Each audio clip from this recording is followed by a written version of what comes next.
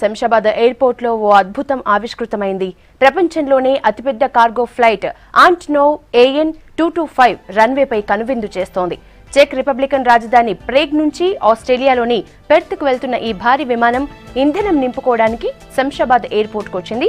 Western Australia mining కంపెనీకి చెందిన 130 టన్నుల జనరేటర్ తో పెర్త్ వెళ్తున్న ఈ ఫ్లైట్ లో 20 మంది సిబ్బంది, 6 అటెండెంట్స్ ఉన్నారు.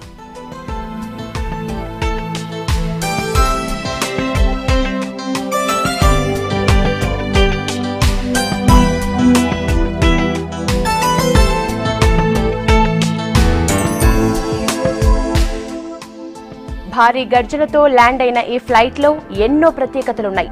ఫ్లైట్ పొడవు 84 మీటర్లు, రెక్కల వ్యాసం 905 మీటర్లు. అంటే ఫ్లైట్ ల్యాండ్ కావాలంటేనే ఓ ఫుల్ బాల్ మైదానమంత ప్లేస్ కావాలి. దీనికి 20 టైర్లుంటాయి. ఫ్లైట్ ఎత్తు 18 మీటర్లు, ఒక్కో రెక్క పొడవు 88.4 మీటర్లు. ఖాళీ విమానం బరువు 2,85,000 కిలోలు.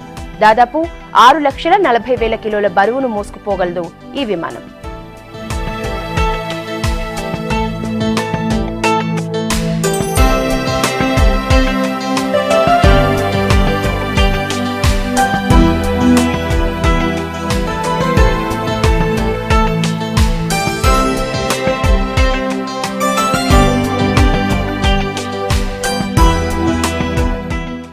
భారీగా సరుకుల్ని మోసుకు వెళ్లేందుకు విమానం లోపలి భాగాన్ని ప్రత్యేకంగా తయారు చేశారు.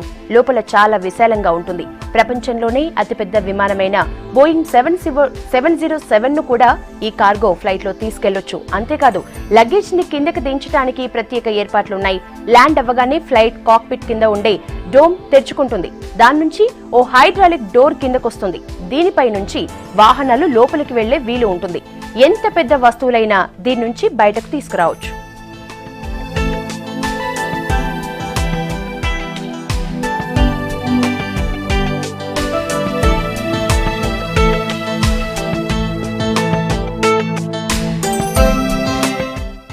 బ్యూరాన్ స్పేస్ షటిల్స్ ను, ఎనర్జియా బూస్టర్స్ ని మోసుకువెళ్లటం కోసమే Soviet Union Antonov design bureau 1980లో ప్రత్యేకంగా ఈ విమానాన్ని తయారు చేసింది. ప్రపంచం మొత్తం మీద ఇలాంటిది మరొకటి లేదు.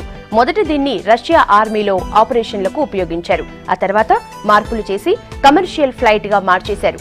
శంషాబాద్ లో పార్క్ చేసేందుకు ప్లేస్ ఎక్కువగా ఉండటం, రన్వే విశాలంగా ఉండటంతో ఇంధనం నింపుకోవడానికి శంషాబాద్ ను సెలెక్ట్ చేసుకున్నారు. హైదరాబాద్ కి వచ్చిన ఈ ఫ్లైట్ 20 గంటల పాటు ఇక్కడే ఉంటుంది.